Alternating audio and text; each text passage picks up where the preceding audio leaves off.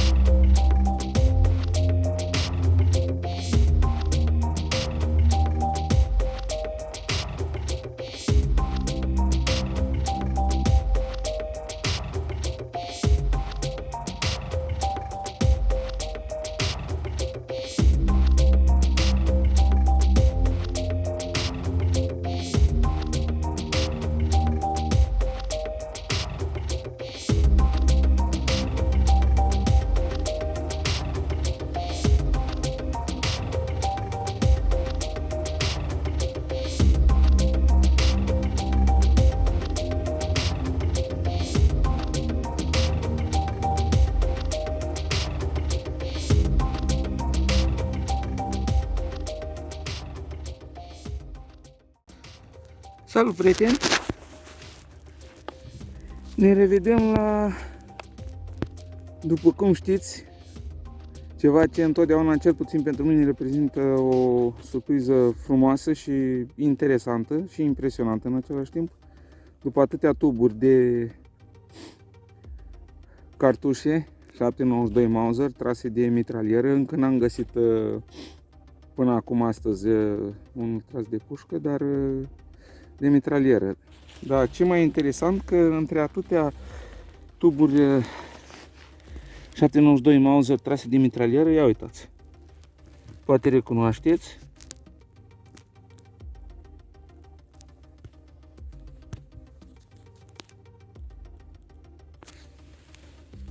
un ammo stripper clip 792 Mauser. Și ce e foarte interesant, după cum probabil ați observat, este un ammo stripper clip model german. Deci între atâtea tuburi 792 Mauser trase de mitralieră ZB-30 din dotarea armatei române, un ammo stripper clip model german. Eu zic că este interesant. Și într-o stare relativ bună pentru vârsta lui și având în vedere că ammo stripper clipurile germane erau fabricate din fier sau oțel, mai bine zis. Țin minte, acum ceva timp, un an și ceva, am găsit un ammo stripper clip model german din alamă. Filmările și fotografiile nu mai știu unde sunt, dar ideea e că am găsit unul din alamă, dar o raritate. Dar uite, și acesta este foarte interesant. Am un stripper clip german într-o mare de tuburi 792 Mauser trase de mitralieră.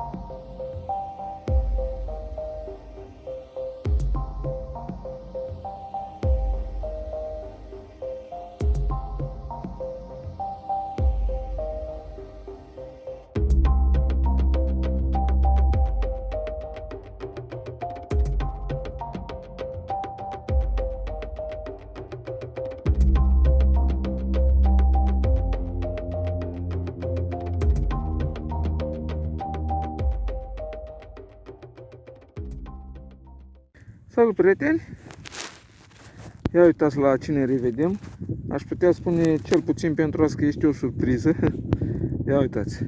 După o mare de tuburi 792 Mauser trase de mitraliera ZB30 și un tub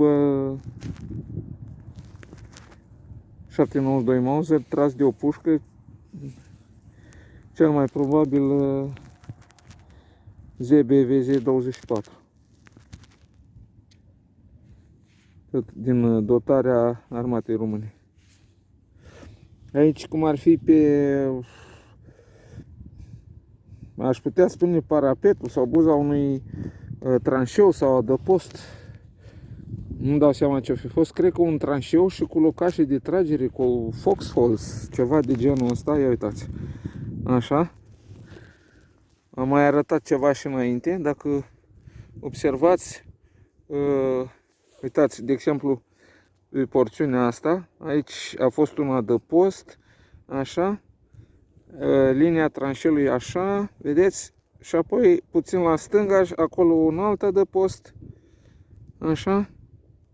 Și după aia mai continuă, nu se mai vede clar linia tranșeului, dar mai sunt vreo 2-3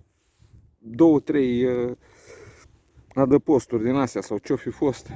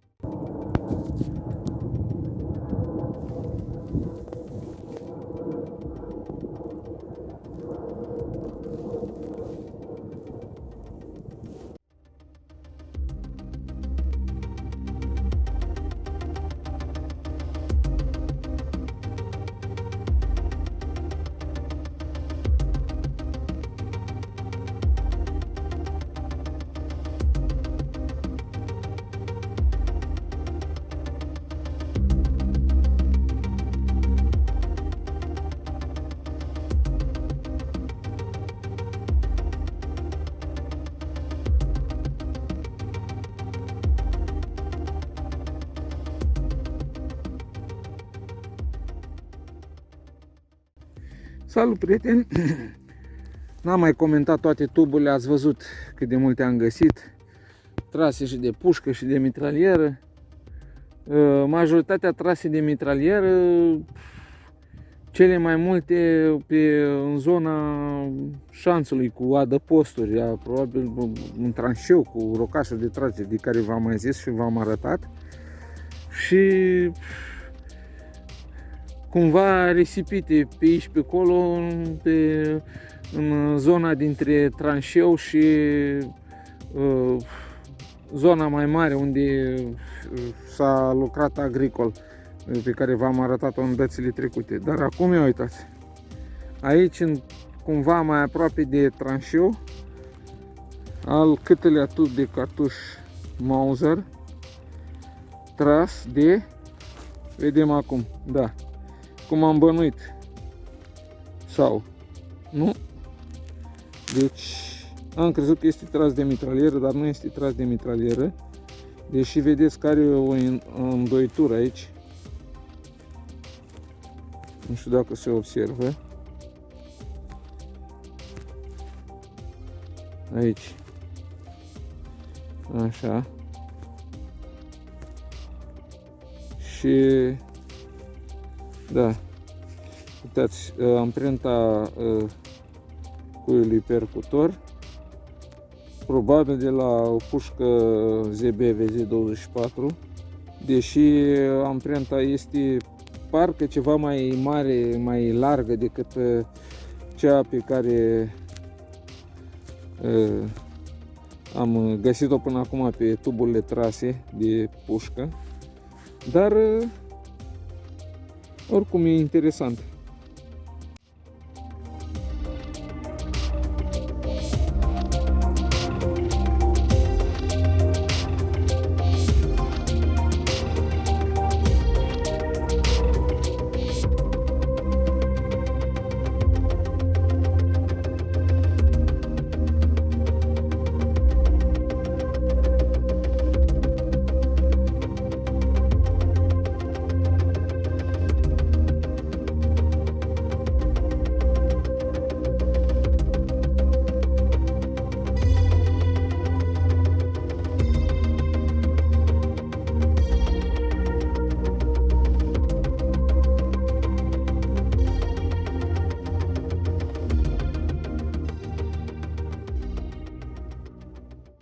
Salut, prieteni! Ne reîntâlnim probabil la una din ultimele găselnițe, cum se mai spune, ca să zic așa, pe ziua de azi.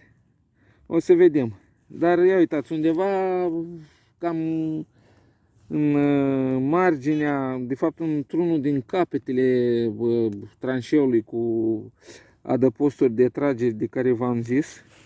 Uitați, am dat bucata de pământ la o parte, un tub a ieșit și un tub, ia uitați acolo, deci două tuburi, practic în același loc. Eu aș zice că sunt de mitralieră, dar o să vedem. Și nu sunt de mitralieră. Ce mai interesant e că unul este tras, a fost tras de mitralieră și unul de pușcă. Ia uitați, cred că se vede puțin. Deci cel din dreapta tras de pușcă și cel din stânga tras de mitralieră. Deci mitraliera ZB 30 și pușca, probabil pușca ZB VZ24. Ambele din dotarea armatei române. Da, interesant. Deci în același loc un tub de la un cartuș tras de mitralieră și un tub de la un cartuș tras de pușcă.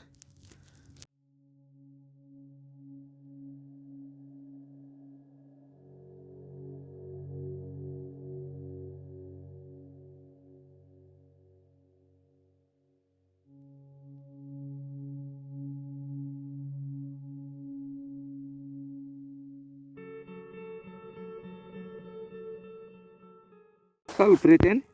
Ați văzut, am fotografiat mai înainte două tuburi de cartușe. Unul era încă în bucata de pământ, unul a ieșit. Și dând așa puțin să văd dacă mai este ceva, ia uitați, încă unul, îl vedeți? Așa.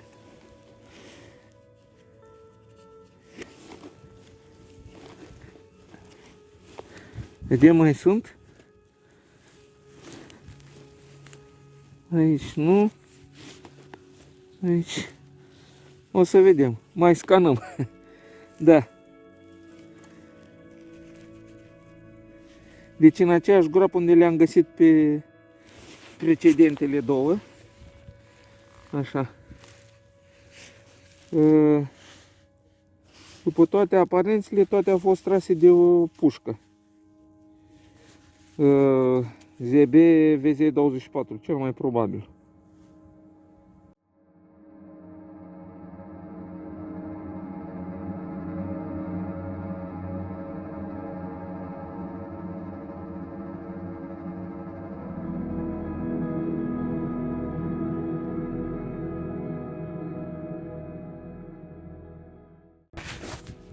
Salut, prieteni! Am simțit că mai sunt semnale, de fapt de la precedentele două. Ați văzut, deci, ăsta, așa, și ăsta, deocamdată au apărut. Uitați, încă unul a căzut de aici, din bulgările astea de pământ. Ia uitați, încă unul.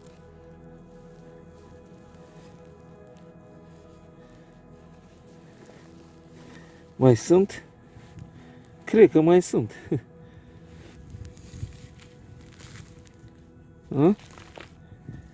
Deocamdată n-a mai apărut niciunul, dar cred că mai sunt. Ia uitați. Încă 3 tuburi. Da, cred că toate 3 tot așa trase de pușcă. ZB VZ24 probabil.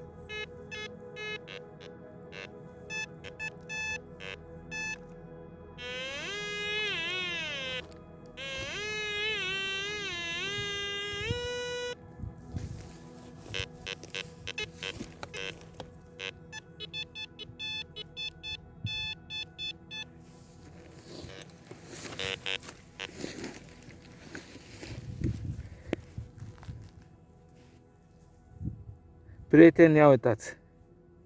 Trebuia să apară și așa ceva. După atâtea tuburi trase de pușcă, ia uitați.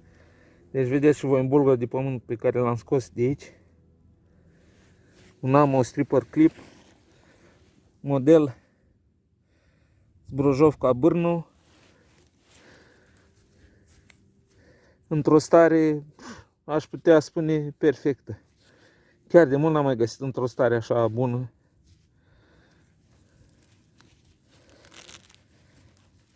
Mă gândeam eu, prea era semnalul parcă mai subțire decât la tuburi. Sincer să fiu, nu m-am gândit că ar putea fi un Ammo stripper clip, dar cumva acolo speram, ca să zic așa. Ia uitați-l. Ce frumos e. Frumos, interesant și impresionant.